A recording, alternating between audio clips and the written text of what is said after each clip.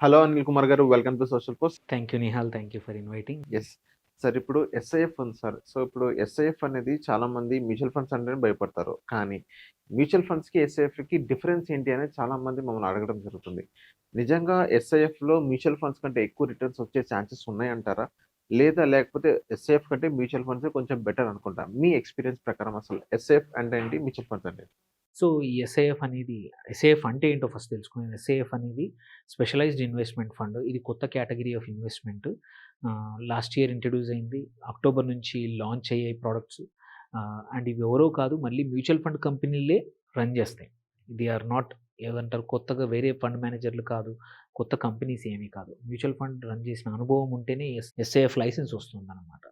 So, they are more of ఏమంటారు, పెద్దన్న అనుకోవచ్చు. ఇట్స్ మ్యూచువల్ ఫండ్స్‌కి అన్న టైపు ఎస్ఐఎఫ్.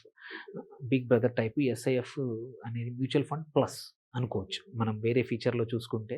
ఎందుకంటే ఫీచర్స్, టాక్సేషన్ గానీ అన్ని రకాల యాస్పెక్ట్స్ అన్నీ కూడా మ్యూచువల్ ఫండ్ ఫీచర్సే.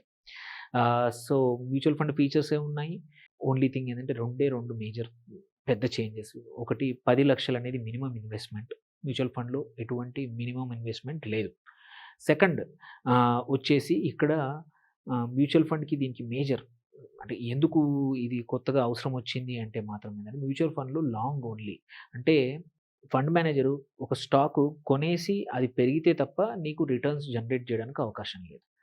మ్యూచువల్ ఫండ్స్ పడిపోతుందని చెప్పినా గానీ మీకు ఎటువంటి లాభం రాదు. ఆర్ ఎగ్జిట్ అయ్యి క్యాష్‌లో సిట్టింగ్ అంటే ఒక 20%, 30% కొన్ని ఫండ్స్ ఉన్నాయి. 30% అట్లా క్యాష్‌లో వెయిట్ జేయడము. ఆ క్యాష్‌ని టెంపరరీగా డెట్‌లో పెట్టి డెట్‌లోంచి జనరేట్ జేయడం. ఓకే. మార్కెట్ బాలేకపోతే. But there is no other option. మధ్య మార్గం అంటూ ఇంకో ఆప్షన్ లేదు. బట్ ఎస్ఐఎఫ్‌లో ఏందంటే ఆ ఆప్షన్ తీసుకొచ్చారు. అంటే అడిషనల్‌గా కొత్తగా ఇన్వెస్ట్‌మెంట్ స్ట్రాటజీలు కూడా ఏవైతే ఏఎఫ్ లాంటి అడ్వాన్స్‌డ్ ఇంకా హై ఇన్వెస్ట్‌మెంట్స్‌కుండే ప్రొడక్ట్‌కుండే హెడ్జింగ్ ఫీచరు, ఆ హెడ్జింగ్ కానీ నాన్ హెడ్జ్డ్ డెరివేటివ్స్ ఫీచర్ కూడా తీసుకొచ్చారనమాట. సో, దానివల్ల ఏంటంటే మార్కెట్ పడిపోయినప్పుడు కూడా, అంటే ఒక స్టాక్ పడిపోతుందని తెలిసి కూడా దాని నుంచి కూడా రిటర్న్స్ జనరేట్ చేసే అవకాశం ఉంటుంది. దాన్నే షార్టింగ్ అంటాం. ఏదైతే మనం ఇండివిడ్యువల్ లెవెల్‌లో షార్టింగ్ చేసే అవకాశము ఇంతకుముందు మ్యూచువల్ ఫండ్‌లో లేదు. నైదర్ పీఎంఎస్‌లో కూడా లేదు. ఓన్లీ ఏఎఫ్‌లో ఉండింది. సో, బట్ ఏఎఫ్ ఏంటి, ₹1,00,00,000 మినిమమ్ పెట్టాలి. అందరికీ అవ్వడం కుదరదు. బట్ 10,00,000 అనేది చాలా మందికి అవైలబుల్ ఉంది. ఇంకొకటి కూడా కాంటెక్స్ట్ ఏంటంటే, ఒక 3, 4 ఇయర్స్ బ్యాక్ వరకు పీఎంఎస్ అనేది మినిమమ్ 25,00,000 ఉంటే సరిపోయేది. So, it was accessible to చాలా మందికి యాక్సెస్ ఉండింది. బట్ అది 50,00,000 చేశాక మ్యూచువల్ ఫండ్స్ తర్వాత మధ్యలో ఎటువంటి ఇన్వెస్ట్‌మెంట్ ప్రొడక్ట్ లేకుండా పోయింది. దీనివల్ల మార్కెట్‌లో చాలా గ్యాప్ వచ్చేసి అన్‌స్క్రూపులస్ అంటే పర్మిషన్ లేని వాళ్ళు గానీ, వాళ్ళ ఓన్‌గా మేనేజ్ చేయడాలు గానీ ఇవన్నీ జరుగుతా ఉంటాయి. ఇవన్నీ అవాయిడ్ చేయడానికి ఏం చేసింది సెబీ, అలా కాదు, మేమే ఇంకొక ప్రొడక్ట్ తీసుకొస్తాం. మేమే ఏఎఫ్‌లో ఉన్న ఒక ఫీచర్, ఈ డెరివేటివ్స్ ఏదైతే 25% వాడుకునే ఆప్షన్ ఉందో దాన్ని కూడా ఫండ్ మేనేజర్‌కి ఇస్తాం. దేర్‌బై ఏంటంటే ఓన్లీ లాంగే కాదు, లాంగ్ షార్ట్ ఆప్షన్ కూడా తీసుకొస్తాము అనేది ఎ దీనికి ఇచ్చేసింది.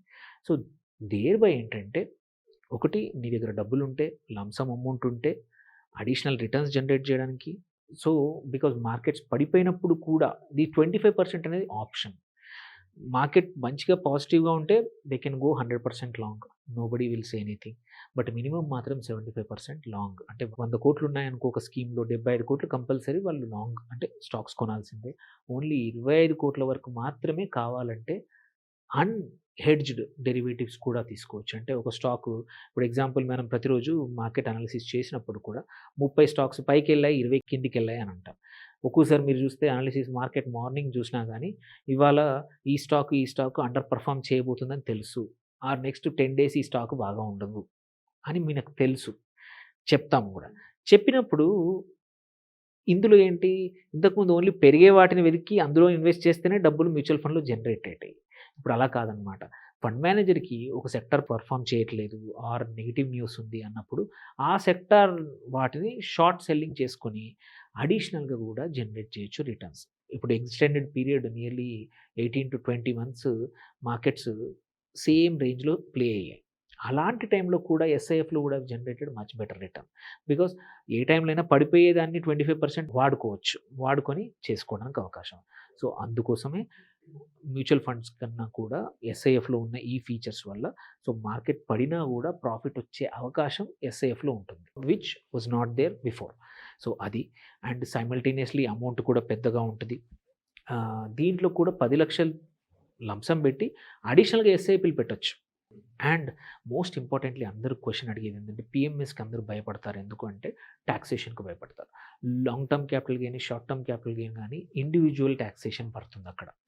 వేరాజ్ మ్యూచువల్ ఫండ్లో అడ్వాంటేజ్ ఏంది, ఒక స్టాక్ కొన్నా అమ్మినా ఫండ్ మేనేజర్ ఎటువంటి ట్యాక్స్ పే చేయాల్సిన అవసరం లేదు, because it's part of the mutual fund. Only మనము మ్యూచువల్ ఫండ్ స్కీమ్ నుంచి విత్డ్రా చేసినప్పుడు మాత్రమే, రిడెంప్షన్ చేసినప్పుడు మాత్రమే విత్ ఇన్ 1 ఇయర్ అయితే ఈక్విటీలో short term capital gain, beyond 1 year అయితే long term capital gain, that too 12.5% మాత్రమే ఉంటుంది. సో మధ్యలో ఎటువంటి ట్రాన్సాక్షన్స్ కొన్నా అమ్మినా కానీ ట్రాన్సాక్షన్స్ ఉండవు ట్యాక్స్. వేరస్ పిఎంఎస్లో ప్రతి స్టాక్ బయింగ్ సెల్లింగ్కి కూడా మనం అడిషనల్ ట్యాక్సేషన్ కడతాం. సో ఆ భయానికి చాలామంది ఆగిపోయే వాళ్ళు ఉంటారు. అలాంటి వాళ్ళకి ఏంటంటే పెద్ద అమౌంట్ ఉన్న పిఎంఎస్ ఇట్లాంటి ట్యాక్సేషన్ బర్డెన్ ఇష్టం లేదు అనుకుంటే ఎస్ఐఎఫ్కి వెళ్ళొచ్చు అనమాట. ఓకే సార్, ఇక్కడ మనం మ్యూచువల్ ఫండ్స్ చూసుకున్నట్లయితే రిటర్న్స్ అనేది అప్రాక్సిమేట్లీ 12-15% మార్కెట్ డౌన్ఫాల్ అయినా కానీ మార్కెట్ బుల్లిష్గా ఉన్నా కానీ. అదే మనం ఎస్ఐఎఫ్లో తీసుకున్నట్లయితే ఎస్ఐఎఫ్లో డౌన్ఫాల్ అయినా కానీ అక్కడ మనం ప్రాఫిట్ తీసుకునే ఛాన్స్ అయితే ఉంటుంది. అదే when market is good, so మనకి ఎంతవరకు 15% వస్తుందా లేకపోతే మోర్ దాన్ 15% వస్తుంది? Very good question.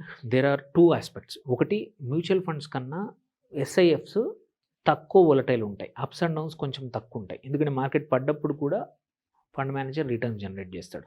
సో ఏదైతే mutual fund curve ups and downs ఎక్కువ ఉంటుందో అది కొంచెం స్మూతర్ ఉంటుంది ఎస్ఐఎఫ్లో. Second important thing, because market పడ్డప్పుడు కూడా జనరేట్ చేస్తుంది కాబట్టి యూజువలీ అడిషనల్గా ఒక 2-3% ఎక్స్పెక్ట్ చేయొచ్చు ఎస్ఐఎఫ్ నుంచి. సో మీరు 12-15 అన్నారు కదా, ఇది 14-17-18% వరకు కూడా జనరేట్ చేయొచ్చు based on the category of SIF. అన్ని ఎస్ఐఎఫ్లు అంత ఇస్తాయి అనట్లేదు, ఎందుకంటే కొన్ని డెట్ ఎస్ఐఎఫ్లు ఉన్నాయి, అక్కడ కూడా అన్ని రకాలు ఉన్నాయి కాబట్టి. So it depends on the category. We have అడిషనల్గా 2-3% అయితే పక్కా ఎక్స్పెక్ట్ చేయొచ్చు with same expense ratio, same tax structure.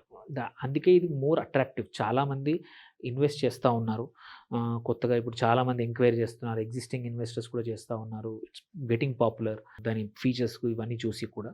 So returns మాత్రం ఇంకా తెలీదు, ఎందుకంటే very new entry of category కాబట్టి ఈ టైంని ఇంత షార్ట్ టర్మ్లో మనము ఒక ఫండ్ మంచిదా చెడ్డదా అనే only purely based on the returns చేయలేము.